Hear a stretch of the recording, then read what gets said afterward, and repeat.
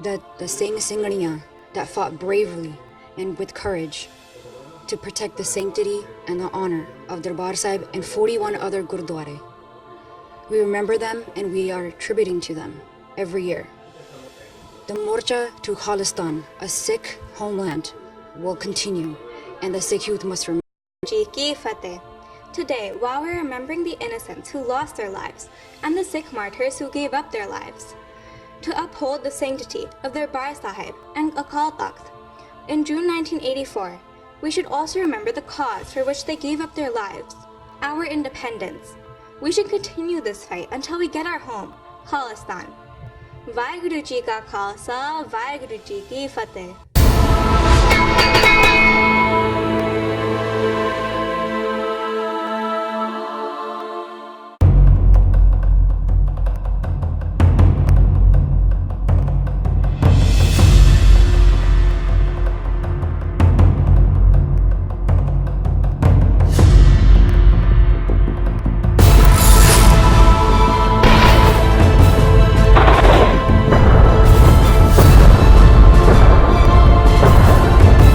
ਵਾਹਿਗੁਰੂ ਜੀ ਕਾ ਖਾਲਸਾ ਵਾਹਿਗੁਰੂ ਜੀ ਕੀ ਫਤਿਹ।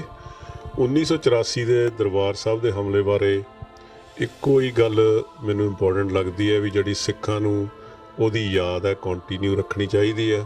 ਜਿੰਨੇ ਵੀ ਸਾਡੇ ਆਈ ਥਿੰਕ ਘੱਲੂਘਾਰੇ ਹੋਏ ਆ ਜਾਂ ਖਾਸ ਈਵੈਂਟ ਹੋਏ ਆ ਪੰਥ 'ਚ, ਉਹਨਾਂ ਦੀ ਕੰਟੀਨਿਊਟੀ ਜ਼ਰੂਰੀ ਹੈ। ਰੀਜ਼ਨ ਉਹਦਾ ਇਹ ਹੈ ਵੀ ਜਦੋਂ ਅਸੀਂ ਵੈਸਟ ਦਾ ਸਾਡੇ 'ਤੇ ਅਸਰ ਹੈ, ਸਾਡੇ ਹੋਰ ਨੌਨ ਪੰਥਕ ਸ਼ਕਤੀਆਂ ਦਾ ਅਸਰ ਹੈ ਵੀ ਇਹਨੂੰ ਭੁੱਲੋ, ਜਸਟ ਮੂਵ ਔਨ।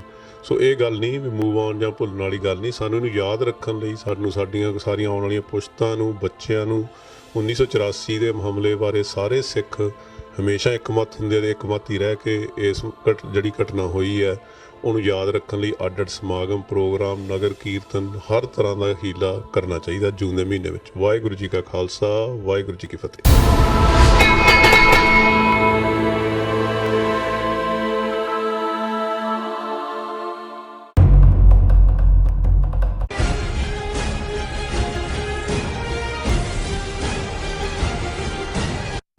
ਦਰਸ਼ਕ ਬ੍ਰੇਕ ਤੋਂ ਬਾਅਦ ਤੁਹਾਡਾ ਸਭ ਦਾ ਨਿੱਘਾ ਸਵਾਗਤ ਹੈ। ਜੋ ਅੱਜ ਦਾ ਸੈਕੰਡ ਵਾਲਾ ਇਸ਼ੂ ਸੀ ਉਹ ਇਹ ਸੀ ਕਿ ਭਾਰਤ ਦੀ ਆਰਥਿਕਤਾ ਦਾ ਗੁਬਾਰਾ ਫਟਿਆ, ਵਿਕਾਸ ਦਰ 4% ਹੈ ਨਾ ਕਿ 7%, ਬਿਗ ਲਾਇਰਸ। ਸੋ ਇਸ ਉੱਪਰ ਡਾਕਟਰ ਸਾਹਿਬ ਨੇ ਆਪਣੇ ਖੁੱਲ੍ਹ ਕੇ ਵਿਚਾਰ ਦਿੱਤੇ। ਆਈ ਹੋਪ ਤੁਹਾਨੂੰ ਸਾਰਿਆਂ ਨੂੰ ਪਸੰਦ ਆਏ ਹੋਣਗੇ ਐਂਡ ਜੋ ਤੁਹਾਡੇ ਕਮੈਂਟਸ ਨੇ ਉਹ ਸਾਨੂੰ ਮਿਲ ਚੁੱਕੇ ਨੇ। ਅਸੀਂ ਥੋੜੇ ਹੀ ਪਲਾਂ ਵਿੱਚ ਇਹਨਾਂ ਨੂੰ ਤੁਹਾਡੇ ਨਾਲ ਸ਼ੇਅਰ ਕਰਨ ਜਾ ਰਹੇ ਹਾਂ। ਤੁਸੀਂ ਸਾਡੇ ਨਾਲ ਇਸੇ ਤਰ੍ਹਾਂ ਬਣੇ ਰਹਿਣਾ। ਉਸ ਤੋਂ ਪਹਿਲਾਂ ਇੱਕ ਛੋਟਾ ਜਿਹਾ ਇਸ਼ੂ ਹੈ, ਉਸ ਉੱਪਰ ਆਪਾਂ ਡਾਕਟਰ ਸਾਹਿਬ ਦੇ ਵਿਚਾਰ ਸੁਣਦੇ ਹਾਂ। ਜੀ ਡਾਕਟਰ ਸਾਹਿਬ ਕੀ ਕਹਿਣਾ ਚਾਹੋਗੇ? ਦੇਖੋ, ਕਸ਼ਮੀਰੀ ਮੁਸਲਮਾਨ ਤਾਂ ਬਹਾਦਰੀ ਨਾਲ ਲੜ ਰਿਹਾ, ਇਸ ਕੋਈ ਸ਼ੱਕ ਨਹੀਂ ਹੈ ਕਿ ਫੌਜ ਦੇ ਜ਼ੁਲਮ ਵੀ ਸਿਖਰਾਂ ਤੇ ਨੇ। ਬਿਲਕੁਲ, ਕੋਈ ਦਿਨ ਐਸਾ ਨਹੀਂ ਗੁਜ਼ਰਦਾ ਜਿੱਦਣ ਕਿ ਉੱਥੇ ਕੋਈ ਸ਼ਹਾਦਤ ਨਾ ਹੋਏ, ਪਰ ਉਹ ਬਰਾਬਰ ਦੀ ਟੱਕਰ ਹੈ ਔਰ ਇਹ ਬੇਗੁਨਾਹ ਮੁਸਲਮਾਨਾਂ ਨੂੰ ਮਾਰ ਰਹੇ ਨੇ। ਭਾਰਤ ਦੇ ਨਕਸ਼ੇ ਜਿਹੜੇ ਬਾਕੀ 200 ਮਿਲੀਅਨ ਪਲੱਸ ਮੁਸਲਮਾਨ ਨੇ ਉਹ ਬਿਲਕੁਲ ਕਿਸੇ ਆਰਗੇਨਾਈਜੇਸ਼ਨਲ ਢਾਂਚੇ 'ਚ ਨਹੀਂ ਨੇ, ਉਹ ਸਿਟਿੰਗ ਡਕਸ ਨੇ। ਉਹਨਾਂ ਨੂੰ ਪੋਲੀਟੀਕਲ ਪੋਲਰਾਈਜੇਸ਼ਨ ਦੇ ਵਿੱਚ ਵੀ ਕਦੇ ਉਹ ਦਿੱਲੀ ਦੇ ਵਿੱਚ ਕੇਜਰੀਵਾਲ ਦੇ ਨਾਲ, ਕਦੇ ਉਹ ਕਾਂਗਰਸ ਦੇ ਨਾਲ ਸਨ, ਯੂਪੀ ਦੇ ਵਿੱਚ ਸਮਾਜਵਾਦੀ ਪਾਰਟੀ ਜਾਂ ਮਾਇਆਵਤੀ ਦੇ ਨਾਲ, ਬਿਹਾਰ 'ਚ ਕਦੇ ਉਹ ਨਿਤੀਸ਼ ਕੁਮਾਰ 'ਚੋਂ ਜਿਹੜੀ ਆ ਉਹ ਸੋਲੇਸ ਲੱਭਦੇ ਨੇ, ਵੈਸਟ ਬੰਗਾਲ 'ਚ ਮਮਤਾ ਬੈਨਰਜੀ ਨੂੰ ਸਪੋਰਟ ਕਰਦੇ ਨੇ। ਪਰ ਉਹ ਇਵੇਂ ਹੀ ਹੈ ਜਿਵੇਂ ਤੁਸੀਂ ਡਰੇ ਹੋਏ, ਖੌਫਜ਼ਦਾ ਹੁੰਦੇ ਆ, ਤੁਹਾਨੂੰ ਲੱਗਦਾ ਹੈ ਵੀ ਕੌਣ ਤੁਹਾਨੂੰ 4 ਚਪੇੜਾਂ ਮਾਰੇਗਾ ਤੇ ਕੌਣ 2 ਮਾਰੇਗਾ, ਤੇ ਤੁਸੀਂ ਕਹਿੰਦੇ ਹੋ ਚਲੋ ਅਸੀਂ ਉਸ ਲਾਈਨ 'ਚ ਖਲੋ ਜਾਈਏ ਜਿੱਥੇ ਕਿ 2 ਚਪੇੜਾਂ ਵੱਜਣਗੀਆਂ। ਸੋ ਜ਼ਾਹਰ ਹੈ ਕਿ ਵੀ ਹਾਲਾਤ ਜਿਹੜੇ ਨੇ ਸਿੱਖਾਂ ਦੇ ਵੀ ਉਹੀ ਬਣ ਗਏ ਨੇ ਜਿਹੜੇ ਇਸ ਵੇਲੇ ਉੱਥੋਂ ਦੀ ਸੋ ਕਾਲਡ ਮੁੱਖ ਧਾਰਾ 'ਚ ਨੇ ਕਿ ਭਾਈ ਕੌਣ ਜਿਹੜਾ ਉਹ ਜਿਵੇਂ ਉਹ ਕਹਾਣੀ ਸੁਣਾਈ ਸੀ ਕਿ ਵੀ ਜਿਹੜਾ ਰਾਜੇ ਨੇ ਆਰਡਰ ਕੀਤਾ ਕਿ ਭਾਈ ਇੱਥੋਂ ਜਿਹਨੇ ਵੀ ਲੰਘਣਾ, ਉਹਨੇ ਦੇਖਿਆ ਕਿ ਵੀ ਲੋਕਾਂ 'ਚ ਕੋਈ ਜਾਨ ਵੀ ਆ, ਉਹਨੇ ਕਿਹਾ ਜੀ ਇਹਨਾਂ ਨੂੰ ਚਪੇੜਾਂ ਜਿਹੜੀਆਂ ਨੇ ਇਹਨਾਂ ਤੋਂ ਟੈਕਸ ਦੁੱਗਣਾ ਔਰ ਇਹਨਾਂ ਨੂੰ 5 ਛਿੱਤਰ ਮਾਰੋ। ਔਰ ਲੋਕ ਖਾਂਦੇ ਰਹੇ ਟੈਕਸ ਵੀ। ਉਹਨੇ ਫਿਰ ਵਜ਼ੀਰ ਨੂੰ ਉਹਨੇ ਕਿਹਾ ਜੀ ਬਿਲਕੁਲ ਬੇਅਣਖ ਨੇ, ਇਹਨਾਂ ਨੂੰ ਦੇਖੋ। ਉਹਨੇ ਕਿਹਾ ਜੀ ਠੀਕ ਹੈ, ਛਿੱਤਰ ਵੀ 10 ਕਰ ਦਿਓ ਔਰ ਟੈਕਸ ਵੀ ਦੁੱਗਣਾ ਕਰ ਦਿਓ। ਔਰ ਫਿਰ ਉਸ ਤੋਂ ਕੁਝ ਦਿਨ ਬਾਅਦ ਵੱਡੀ ਗਿਣਤੀ 'ਚ ਮਹਿਲ ਦੇ ਬਾਹਰ ਲੋਕ ਇਕੱਠੇ ਹੋਏ। ਉਹਨੇ ਕਿਹਾ ਦੇਖੋ ਹੈ ਨਾ ਅਣਖ।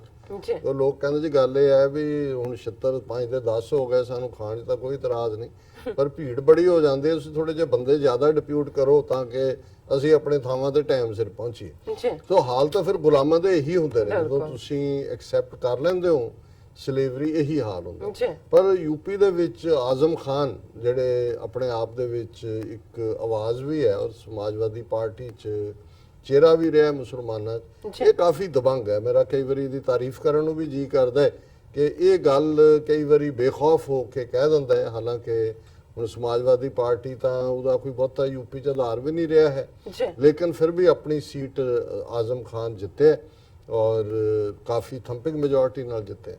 ਹੁਣ ਯੂਪੀ ਸਰਕਾਰ ਜਿੱਥੇ ਕਿ ਪੂਰਾ ਆਦਿੱਤਿਆਨਾਥ ਯੋਗੀ ਗੁੰਡੇ ਦੇ ਤੌਰ ਤੇ ਇਸ ਵੇਲੇ ਉਹ ਰਨ ਕਰ ਰਿਹਾ ਹੈ, ਮੁਸਲਮਾਨਾਂ ਨੂੰ ਤਾਂ ਪੂਰੀ ਤਰ੍ਹਾਂ ਕ੍ਰਸ਼ ਕਰ ਰਿਹਾ ਹੈ। ਜੀ ਉਹਨੇ ਇਹ ਆਰਡਰ ਕੱਢਿਆ ਕਿ ਜੀ ਇਹ ਜਿਹੜੇ ਮਦਰਸੇ ਨੇ, ਹੁਣ ਉੱਥੇ ਗੁਰਬਤ ਇੰਨੀ ਕੀ ਹੈ ਮੁਸਲਮਾਨਾਂ 'ਚ ਕਿ ਐਜੂਕੇਸ਼ਨ ਤਾਂ ਅਫੋਰਡ ਹੀ ਨਹੀਂ ਉਹ ਕਰ ਸਕਦੇ। ਜਿਹੜੇ ਮਦਰਸੇ ਨੇ ਜਿਨ੍ਹਾਂ ਨੂੰ ਥੋੜੇ ਬਹੁਤ ਜਿਹੜੇ ਸਰਦੇ ਪੁੱਜਦੇ ਮੁਸਲਮਾਨ ਨੇ ਉਹ ਜ਼ਕਾਤ ਜਾਂ ਦੂਸਰੇ ਥੋੜੀ ਬਹੁਤ ਹੈਲਪ ਕਰਦੇ ਨੇ, ਤੇ ਉਹ ਗਰੀਬ ਬੱਚੇ ਆ ਕੇ ਮਜ਼ਹਬੀ ਤਾਲੀਮ ਵੀ ਲੈਂਦੇ ਨੇ ਔਰ ਉਹਨਾਂ ਨੂੰ ਦੂਸਰੇ ਸਬਜੈਕਟਸ ਵੀ ਮੈਥਮੈਟਿਕਸ, ਇੰਗਲਿਸ਼ ਔਰ ਜਿਹੜੀ ਹੈ ਹਿੰਦੀ ਇਹ ਪੜ੍ਹਾ ਦਿੰਦੇ ਨੇ। ਜੀ ਹੁਣ ਇਹ ਯੋਗੀ ਸਰਕਾਰ ਨੇ ਫੈਸਲਾ ਕੀਤਾ, ਉਹਨੇ ਕਿਹਾ ਜੀ ਮਦਰਸਿਆਂ ਚੋਂ ਜਿਹੜਾ ਹੈ ਉਹ ਦਹਿਸ਼ਤਗਰਦ ਨਿਕਲਦੇ ਨੇ, ਇਸ ਲਈ ਇਹ ਸਾਰੇ ਮਦਰਸੇ ਜਿਹੜੇ ਨੇ ਉਹਨੇ ਆਰਡਰ ਕੱਢੇ ਇਹ ਗਵਰਨਮੈਂਟ ਦੇ ਥੱਲੇ ਇਹਨਾਂ ਨੂੰ ਮੁੱਖ ਧਾਰਾ 'ਚ ਲਿਆਣੇ। ਜੀ ਤੇ ਉਹਨੇ ਆਜ਼ਮ ਖਾਨ ਨੇ ਇਹਦੇ ਤੇ ਜਵਾਬ ਦਿੱਤਾ। ਉਹਨੇ ਕਿਹਾ ਜੀ ਮਦਰਸਿਆਂ ਚੋਂ ਨਥੂਰਾਮ ਗੋਡਸੇ ਤੇ ਸਾਧਵੀ ਪ੍ਰਗਿਆ ਨਹੀਂ ਨਿਕਲੇ। ਸੋ ਜੇ ਸਭ ਤੋਂ ਵੱਡੀ ਦਹਿਸ਼ਤਗਰਦ ਜਮਾਤ ਤੁਹਾਡੀ ਹੈ, ਬਿਲਕੁਲ ਔਰ ਉਹਨਾਂ ਨੇ ਕਿਹਾ ਕਿ ਵੀ ਜੇ ਤੁਸੀਂ ਸੱਚਮੁੱਚ ਮਦਦ ਕਰਨਾ ਚਾਹੁੰਦੇ ਹੋ, ਇੰਨਾ ਹੀ ਤੁਹਾਨੂੰ ਲੱਗਦਾ ਹੈ ਕਿ ਵੀ ਇਹ ਹੈ, ਤਾਂ ਉਹਨਾਂ ਨੂੰ ਤੁਸੀਂ ਚੰਗਾ ਫਰਨੀਚਰ ਸਕੂਲਾਂ 'ਚ ਪ੍ਰੋਵਾਈਡ ਕਰੋ, ਉਹਨਾਂ ਨੂੰ ਦੁਪਹਿਰ ਦਾ ਖਾਣਾ ਦਿਓ ਜਿਵੇਂ ਸਰਕਾਰੀ ਸਕੂਲਾਂ 'ਚ ਦਿੰਦੇ ਹੋ, ਜੀ ਜਾਂ ਹੋਰ ਚੰਗੇ ਟੀਚਰ ਜਾਂ ਦੂਜੀ ਹੈਲਪ ਕਰੋ। ਬਿਲਕੁਲ ਸੋ ਮੈਂ ਕਿਹਾ ਵੀ ਕਈ ਵਾਰੀ ਵਨ ਲਾਈਨਰ ਉਹ ਕਾਫੀ ਇੰਪ੍ਰੈਸਿਵ ਹੁੰਦਾ ਹੈ। ਮੈਨੂੰ ਆਜ਼ਮ ਖਾਨ ਦਾ ਇਹ ਟਵੀਟ ਚੰਗਾ ਲੱਗਾ। ਉਹਨੇ ਕਿਹਾ ਕਿ ਮਦਰਸਿਆਂ ਚੋਂ ਜਿਹੜਾ ਉਹ ਗੋਡਸੇ ਤੇ ਸਾਧਵੀ ਪ੍ਰਗਿਆ ਨਹੀਂ ਨਿਕਲੇ। ਹੁਣ ਜ਼ਾਹਰ ਹੈ ਵੀ ਇਹ ਆਰਐਸਐਸ ਦੀ ਆਪਣੀ ਨਰਸਰੀ ਹੈ। ਉਹ ਅੱਜ ਹਜ਼ਾਰਾਂ ਸਕੂਲ ਭਾਰਤ 'ਚ ਸ਼ਿਸ਼ੂ ਭਾਰਤੀ ਦੇ ਨਾਂ ਥੱਲੇ ਨੇ, ਜੀ ਜਿਨ੍ਹਾਂ ਦੇ ਵਿੱਚ ਜਿਹੜੇ ਨੇ ਹਿੰਦੂਤਵਾ ਦੇ ਫੁੱਟ ਸ਼ੋਲਜਰ ਬਣਾਏ ਜਾ ਰਹੇ ਨੇ। ਇਸ ਤੋਂ ਇਲਾਵਾ ਲੱਖਾਂ ਸ਼ਾਖਾਵਾਂ, ਜਿਹਨੂੰ ਸ਼ਾਖਾ ਕਹਿੰਦੇ ਨੇ, ਜੀ ਇਹ ਸਵੇਰ ਵੇਲੇ ਮਾਰਨਿੰਗ ਡਰਿਲ ਦੇ ਨਾਂ ਥੱਲੇ, ਜਿੱਥੇ ਲਾਠੀਆਂ ਤੋਂ ਲੈ ਕੇ ਬੰਦੂਕਾਂ ਤੱਕ ਦੀ ਟ੍ਰੇਨਿੰਗ ਦਿੱਤੀ ਜਾਂਦੀ ਹੈ, ਜਿੱਥੇ ਬ੍ਰੇਨ ਵਾਸ਼ ਹੁੰਦਾ ਹੈ, ਔਰ ਜਿਹਦੇ ਚੋਂ ਇਹ ਜਿਹੜਾ ਨਥੂਰਾਮ ਗੋਡਸੇ ਕੱਢਿਆ ਉਹਨੇ, ਸਾਵਰਕਰ ਨੇ, ਆਰਐਸਐਸ ਹਿੰਦੂ ਮਹਾਸਭਾ ਦਾ ਥਾਟ ਹੀ ਇਹ ਸੀ, ਜਿਸ ਚੋਂ ਸਾਧਵੀ ਪ੍ਰਗਿਆ, ਕਰਨਲ ਪ੍ਰੋਤ, ਅਸੀਮਾਨੰਦ, ਇਹ ਸਾਰੇ ਜਿਹੜੇ ਦਹਿਸ਼ਤਗਰਦ ਨੇ ਉਹ ਮੈਂਟਲ ਪ੍ਰੋਗਰਾਮਿੰਗ ਹੈ ਜੀ ਜਿਹੜੀ ਆਰਐਸਐਸ ਨੇ ਕੀਤੀ ਹੈ। ਸੋ ਮੈਂ ਸਮਝਦਾ ਵੀ ਜੇ ਆਉਣ ਵਾਲੇ ਪੀਰੀਅਡ 'ਚ ਕੋਈ ਪਾਵਰਫੁਲ ਆਵਾਜ਼ ਮੁਸਲਮਾਨਾਂ ਦੀ ਆਰਗੇਨਾਈਜੇਸ਼ਨਲ ਲੈਵਲ ਤੇ, ਜੀ ਹਾਲਾਂਕਿ ਕਈ ਲੋਕ ਓਵੈਸੀ ਨੂੰ ਐਡਮਾਇਰ ਕਰਦੇ ਨੇ, ਤੇਲੰਗਾਨਾ ਦੇ ਵਿੱਚ ਉਹਨੇ ਆਪਣੀ ਸੀਟ ਵੀ ਜਿੱਤੀ ਹੈ, ਮਹਾਰਾਸ਼ਟਰ 'ਚ ਵੀ ਉਹਨੇ ਖੜੇ ਕੀਤੇ, ਪਰ ਮੈਨੂੰ ਇਹ ਲੱਗਦਾ ਕਿ ਵੀ ਜਿਹੜਾ ਇਹਨਾਂ ਦਾ ਟਾਕਰਾ ਕਰਨ ਦੇ ਲਈ ਓਵੈਸੀ ਬੀਜੇਪੀ ਨੂੰ ਵੀ ਸੂਟ ਕਰਦਾ, ਜੀ ਉਹ ਉਹਨਾਂ ਨੂੰ ਐਕਸਟ੍ਰੀਮ ਆਪੋਜ਼ਿਟ ਦਿਖਾਉਣ ਦੇ ਲਈ ਇਸਤੇਮਾਲ ਕਰਦੇ ਨੇ। ਦੇਖੋ ਜੀ ਕੀ ਹਾਲ ਹੈ, ਉਹ ਲਰਨਡ ਬੰਦਾ ਹੈ, ਗੱਲ ਵੀ ਦਲੀਲ ਨਾਲ ਕਰਦਾ, ਪਰ ਕਈ ਵਾਰ ਹੁਣ ਤੁਸੀਂ ਉਹਨਾਂ ਥਾਵਾਂ ਤੇ ਜਾ ਕੇ ਵੀ ਆਪਣੇ ਬੰਦੇ ਖੜੇ ਕਰ ਦਿੱਤੇ ਜਿੱਥੇ ਕਿ ਤੁਹਾਡੀ ਮੁਸਲਮਾਨ ਮੈਜੋਰਟੀ ਕੰਸਟੀਚੁਐਂਸੀ ਸੀ, ਤੁਹਾਡੀ ਵੋਟ ਡਿਵਾਈਡ ਹੋਈ ਔਰ ਬੀਜੇਪੀ ਜਿੱਤ ਗਈ। ਸੋ ਇਹ ਕੋਈ ਸਟ੍ਰੈਟਜੀ ਨਹੀਂ ਹੁੰਦੀ। ਕਈ ਵਾਰੀ ਇਹ ਜ਼ਰੂਰੀ ਨਹੀਂ ਹੁੰਦਾ ਵੀ ਤੁਹਾਨੂੰ ਆਪਣੀ ਗੱਲ ਕਹਿਣ ਦੇ ਲਈ ਆਪਣਾ ਹੀ ਬੰਦਾ ਉਤਾਰਨ ਦੀ ਲੋੜ ਹੈ, ਉਹ ਜਿੱਤੇਗਾ ਕਿ ਜਿਹੜਾ ਦੂਸਰੇ ਦੇ ਵਿੱਚ ਇਹ ਨਿਊਟਰਲ ਜ਼ੋਨ ਹੈ। ਹਾਂ, ਜੇ ਤੁਸੀਂ ਕੋਈ ਜਥੇਬੰਦਕ ਢਾਂਚਾ ਬਣਾਉਣਾ ਹੈ ਆਰਗੇਨਾਈਜੇਸ਼ਨਲ ਆਲ ਇੰਡੀਆ ਲੈਵਲ ਤੇ, ਹੁਣ ਕੇਰਲਾ ਦੇ ਵਿੱਚ ਮੁਸਲਿਮ ਲੀਗ ਹੈ, ਉੱਥੇ 2-3 ਡਿਸਟ੍ਰਿਕਟ ਨੇ ਮੁਸਲਿਮ ਮੈਜੋਰਟੀ, ਉਹ ਆਪਣੇ ਕਾਰਡਸ ਬੜੇ ਵੈਲੀ ਪਲੇ ਕਰਦੇ ਨੇ, ਉਹ ਉਹਨਾਂ ਦੀ ਉਹ ਲੋਕਲ ਸਰਕਾਰ ਲੈਫਟਿਸਟ ਦੀ ਬਣੇ, ਕਾਂਗਰਸ ਦੀ ਬਣੇ, ਅਲਾਈਅੰਸ ਵੀ ਕਰਦੇ ਨੇ। ਸੋ ਭਾਰਤ ਦੇ ਵਿੱਚ ਮੁਸਲਮਾਨਾਂ ਨੂੰ ਇਹ ਆਇਡੈਂਟੀਫਾਈ ਕਰਨਾ ਪਏਗਾ ਵੀ ਜਿਹੜੇ ਵੀ 80-85 ਹਲਕੇ ਜਿਹਦੇ 'ਚ ਉਹਨਾਂ ਦੀ ਸਾਈਜ਼ੇਬਲ ਗਿਣਤੀ ਹੈ, ਉਹਦੇ 'ਚ ਉਹਨਾਂ ਨੂੰ ਅਲਾਈਅੰਸਿਸ ਭਾਵੇਂ ਉਹ ਵੇਰੀ ਵੀ ਕਰਨ ਸਟੇਟ ਟੂ ਸਟੇਟ, ਤਾਂ ਕਿ ਅੱਜ ਤਾਂ ਇਲੈਕਟਰਲ ਪੋਲਿਟਿਕਸ ਦੇ ਵਿੱਚ ਮੁਸਲਮਾਨ ਇਰਰੈਲੇਵੈਂਟ ਕਰ ਦਿੱਤੇ ਨੇ। ਔਰ ਮੋਦੀ ਨੇ ਇਹ ਸਾਬਤ ਕਰ ਦਿੱਤਾ ਹੈ ਕਿ ਬਿਨਾਂ ਮੁਸਲਮਾਨਾਂ ਤੋਂ ਵੀ ਜਿਹੜਾ ਤੁਸੀਂ 2/3 ਮੈਜੋਰਟੀ ਦੇ ਨੇੜੇ ਪਹੁੰਚ ਸਕਦੇ ਹੋ।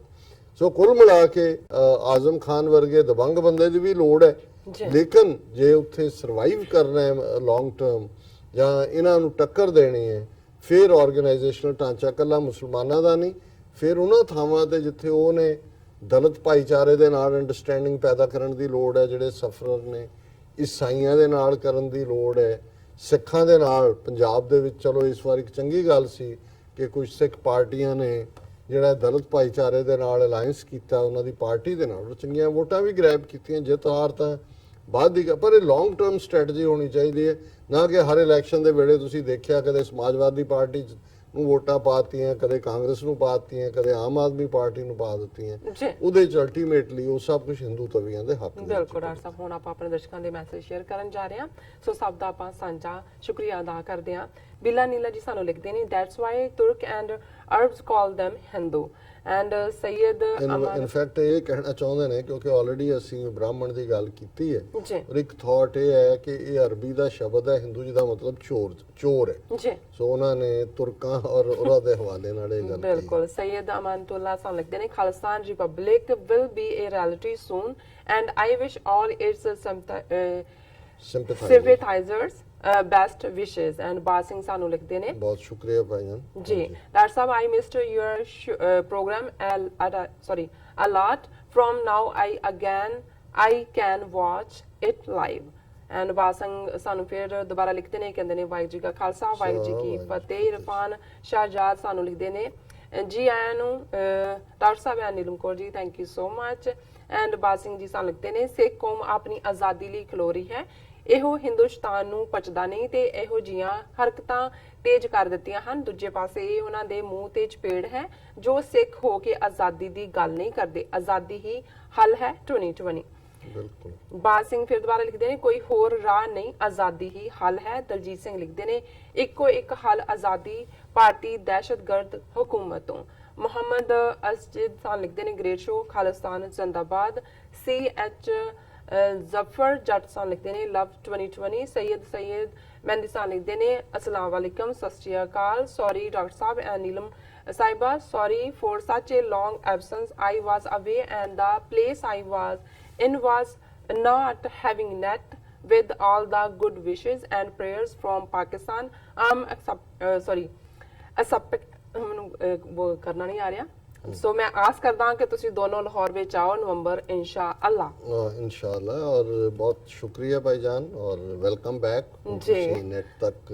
ਬਿਲਕੁਲ। ਐਂਡ ਪਰਮਜੀਤ ਖਾਲਸਾ ਸਾਨੂੰ ਦੂਸਰੇ ਸੈਗਮੈਂਟ ਤੇ ਲਿਖਦੇ ਨੇ, ਵਾਹਿਗੁਰੂ ਜੀ। ਬਾਦ ਸਿੰਘ ਲਿਖਦੇ ਨੇ, ਬ੍ਰਾਹਮਣਵਾਦ ਦਾ ਆਧਾਰ ਹੀ ਜਾਤ ਪਾਤ ਤੇ ਧਰਮ ਹੈ। ਸੈਯਦ ਮਹਿੰਦੀ ਸਾਨੂੰ ਫਿਰ ਦੁਬਾਰਾ ਲਿਖਦੇ ਨੇ, great channel and great persons with true news. And Bashar ਸਾਨੂੰ ਲਿਖਦੇ ਨੇ, ਗ੍ਰੇਟ। ਜੀ ਡਾਕਟਰ ਸਾਹਿਬ। ਹਾਂਜੀ, ਗੈਰੀ ਸੰਧੂ, ਸ਼ਾਹਜ਼ਾਦ, इरफान जी, जी आया ਨੂੰ बहुत शुक्रिया शहजाद जी। मैगा माइंड और अननोन ह्यूमन इन्हां दे काफ़ी मैसेज ने और हमेशा ही ਇਹਦੇ 'ਚ ਕੁਛ ਨਾ ਕੁਛ ਜਿਹੜਾ ਇੰਸਪੀਰੇਸ਼ਨਲ ਵੀ ਹੁੰਦਾ ਹੈ ਔਰ ਮੋਟੀਵੇਸ਼ਨਲ ਵੀ ਹੁੰਦਾ ਹੈ। ਮੈਗਾ ਮਾਈਂਡ ਲਿਖਦੇ ਨੇ, ਸਲਾਮ ਐਂਡ ਸਤਿ ਸ਼੍ਰੀ ਅਕਾਲ। I hope to see a Sikh nation before I die. I am 40, so you have few years. I always wanted to see the corrupt elite in Pakistan to be served with justice, which is happening now। Mega mind ਜੀ, ਤੁਸੀਂ ਬਿਲਕੁਲ ਠੀਕ ਫਰਮਾ ਰਹੇ ਹੋ। Ultimately ਚਾਹਨਾ ਤਾਂ ਹੁੰਦੀ ਹੈ, ਅਸੀਂ ਵੀ ਚਾਹਨਾ ਕਰਦੇ ਹਾਂ, ਪਰ ਮੈਂ ਬਹੁਤ ਵਾਰ ਇਹ ਸਮਝਦਾ ਹਾਂ ਵੀ ਇਹ ਜਿਹੜਾ ਟਾਈਮ ਐਂਡ ਸਪੇਸ ਹੈ, ਇਹ ਰੱਬ ਦਾ ਮਹਿਕਮਾ ਹੈ। ਅਸੀਂ ਇਹ ਗੱਲ ਆਪਣੇ ਲੋਕਾਂ ਨੂੰ ਜ਼ਰੂਰ ਸਮਝਾਉਣ ਦੀ ਕੋਸ਼ਿਸ਼ ਕਰ ਰਹੇ ਹਾਂ ਕਿ ਖਾਲਿਸਤਾਨ ਤੋਂ ਬਿਨਾਂ ਸਿੱਖਾਂ ਦੀ ਸਰਵਾਈਵਲ ਨਹੀਂ ਹੋਣੀ। ਇਹ ਕਦੋਂ ਹੋਂਦ ਚਾਹੇਗਾ, ਅੱਜ ਰਾਤ ਆ ਜਾਏ, ਇਹ ਕਲੈਪਸ ਹੋ ਜਾਣ ਆਪਣੇ ਭਾਰ ਨਾਲ ਹੀ, ਵਕਤ ਲੱਗ ਜਾਏ, ਪਰ ਅਲਟੀਮੇਟ ਸੋਲੂਸ਼ਨ ਹੈ। ਔਰ ਤੁਸੀਂ ਠੀਕ ਕਿਹਾ ਕਿ ਪਾਕਿਸਤਾਨ ਦੇ ਵਿੱਚ ਇਸ ਵੇਲੇ ਜਿਹੜਾ ਕਰਪਸ਼ਨ ਨੂੰ ਲੈ ਕੇ ਜਿਹੜਾ ਇਤਸਾਬ, ਅਕਾਊਂਟੇਬਿਲਿਟੀ ਦਾ ਮਾਹੌਲ ਹੈ, ਇਹ ਮੁਲਕ ਦੇ ਲਈ ਬਹੁਤ ਚੰਗਾ ਹੈ। ਔਰ ਅਸੀਂ ਇਹ ਜ਼ਰੂਰ ਸਮਝਦੇ ਹਾਂ ਵੀ ਇਹ ਇਤਸਾਬ ਹੀ ਰਹੇ, ਇੰਤਕਾਮ ਨਾ ਬਣੇ, ਬਦਲਾ ਭਾਵਨਾ ਦੇ ਨਾਲ ਨਾ ਹੋਏ, ਲੇਕਿਨ ਜਿਹੜਾ ਵੀ ਗੁਨਾਹਗਾਰ ਹੈ ਉਸ ਨੂੰ ਜ਼ਰੂਰ ਜਿਹੜਾ ਅਕਾਊਂਟੇਬਲ ਠਹਿਰਾਇਆ ਜਾਣਾ ਚਾਹੀਦਾ। ਅਨਨੋਨ ਹਿਊਮਨ ਲਿਖਦੇ ਨੇ, I have one request from Dr. Saab that with your experience, wisdom and grasp at history, it would be wonderful if possibly write a book about Sikh struggle since last century, especially post 1947। ਇਹਨਾਂ ਦੀ ਲਿਖਤ ਪਹਿਲਾਂ ਵੀ ਇਹਨਾਂ ਨੇ ਕਿਹਾ, ਮੇਰੇ ਕੋਲ ਇਸ ਵੇਲੇ ਤਾਂ ਵਕਤ ਨਹੀਂ ਹੈ, ਹਾਲਾਂਕਿ ਇਹ ਮੇਰੀਆਂ ਪ੍ਰਾਇੋਰਟੀਜ਼ ਹੋਏਗਾ ਇਹ ਪਾਰਟ ਵੀ, ਪਲੱਸ ਜਿਵੇਂ ਥੱਲੇ ਆਪਣੇ ਤਾਰਕ ਜੀ ਨੇ ਵੀ ਲਿਖਿਆ, ਉਹਨਾਂ ਨੇ ਸਿੱਖ ਲਾਜ਼ ਦੇ ਉੱਤੇ ਲਿਖਣ ਲਈ ਕਿਹਾ ਕਿਉਂਕਿ ਜਦੋਂ ਤੁਸੀਂ, ਮੈਂ ਕੱਲ ਹੀ ਕਿਸੇ ਹੋਰ ਸਕਾਲਰ ਨੂੰ ਦੇਖ ਰਿਹਾ ਸੀ ਜਿਹੜਾ ਕਾਫੀ ਦੇਰ ਤੋਂ ਮੀਡੀਆ ਇੰਡਸਟਰੀ 'ਚ ਹੈ, ਉਹਨੂੰ ਪੁੱਛਿਆ ਵੀ ਤੁਹਾਡੇ ਕੀ ਚਾਹਨਾ ਹੈ, ਜੀ ਉਹਨੇ ਕਿਹਾ ਜੀ ਮੈਂ ਹੁਣ ਜਿਹੜਾ ਨਵੇਂ ਸਾਲ ਦਾ ਰੈਜ਼ੋਲੂਸ਼ਨ ਕਰਦਾ ਵੀ ਮੈਂ ਕਿਤਾਬਾਂ 4 ਪੜ੍ਹਾਂ। ਹੁੰਦਾ ਇਹ ਹੈ ਜਦੋਂ ਤੁਸੀਂ ਡੇ ਟੂ ਡੇ ਇਸ ਕਿਸਮ ਦੇ ਪ੍ਰੋਗਰਾਮ 'ਚ ਜਾਂ ਪੋਲੀਟੀਕਲ ਐਕਟਿਵਿਜ਼ਮ 'ਚ ਆਉਂਦੇ ਹੋ ਤੇ ਜਿਹੜੀ ਸੀਰੀਅਸ ਸਟੱਡੀ ਹੈ ਉਹ ਪਿੱਛੇ ਰਹਿ ਜਾਂਦੀ ਹੈ। ਔਰ ਮੈਂ ਵੀ ਇਹ ਮਹਿਸੂਸ ਕਰ ਰਿਹਾ, 2 ਚੀਜ਼ਾਂ ਜਿਹੜੀਆਂ ਮੇਰੀ ਜ਼ਿੰਦਗੀ ਨੂੰ ਕਾਫੀ ਜਿਹਦੇ 'ਚ ਮੈਂ ਮਹਿਸੂਸ ਕਰਦਾ ਮਿਸਿੰਗ। ਜੀ ਇੱਕ ਤਾਂ ਸਪਿਰਿਚੁਅਲ ਐਸਪੈਕਟ ਹੈ, ਬਿਲਕੁਲ ਕਿਉਂਕਿ ਜਦੋਂ ਤੁਸੀਂ ਰੂਹਾਨੀਅਤ ਦੇ ਵਿੱਚ ਤੁਹਾਡਾ ਸਵੇਰੇ ਜਾਗਣਾ, ਆਪਣਾ ਰੱਬ ਦੇ ਨਾਲ ਜੁੜਨਾ, ਔਰ ਜਦੋਂ ਤੁਸੀਂ ਟਰੈਵਲ ਕਰ ਰਹੇ ਹੋ, ਬਹੁਤ ਸਾਰਾ ਕੁਝ ਹੋਰ ਡੇ ਟੂ ਡੇ ਚੱਲ ਰਿਹਾ ਹੈ, ਉਹ ਤੁਹਾਡੀ ਰੂਹਾਨੀ ਜ਼ਿੰਦਗੀ ਵੀ ਪ੍ਰਭਾਵਿਤ ਹੁੰਦੀ ਹੈ। ਜੀ ਔਰ ਜਿਸ ਕਿਸਮ ਦਾ ਹੁਣ ਚਲੰਤ ਜਿਹਾ ਕੰਮ ਸਾਰੇ ਮੀਡੀਆ ਦੇ ਉੱਤੇ ਹੈ, ਜੇ ਤੁਸੀਂ ਉਹਨੂੰ ਨਹੀਂ ਦੇਖਦੇ, ਸ਼ਾਮ ਨੂੰ ਤੁਹਾਡੇ ਵਿਊਅਰਸ ਤੁਹਾਨੂੰ ਕਹਿ ਰਹੇ ਹੁੰਦੇ ਨੇ ਜੀ ਇਹ ਤਾਂ ਤੁਸੀਂ ਕੁਝ ਕਿਹਾ ਨਹੀਂ। ਜੀ ਸੋ ਮੈਂ ਜ਼ਰੂਰ ਜਿਹੜਾ ਇਸ ਦੇ ਉੱਤੇ ਮੇਰਾ ਫੋਕਸ ਹੋਏਗਾ, ਥੋੜਾ ਜਿਹਾ ਮੈਂ ਵੀ ਕੋਸ਼ਿਸ਼ ਕਰਾਂਗਾ ਆਉਣ ਵਾਲੇ ਪੀਰੀਅਡ 'ਚ ਕੋਈ ਜ਼ਿੰਮੇਵਾਰੀਆਂ ਡੈਲੀਗੇਟ ਹੋ ਸਕਣ ਟੂ ਦਾ ਅਦਰਸ। ਜੀ ਪਰ ਬਹੁਤ ਬਹੁਤ ਸ਼ੁਕਰੀਆ ਤੁਹਾਡੀ ਇਸ ਫੇਥ ਲਈ ਕਿ ਤੁਸੀਂ ਸਾਨੂੰ ਇਸ ਯੋਗ ਸਮਝਦੇ ਹੋ।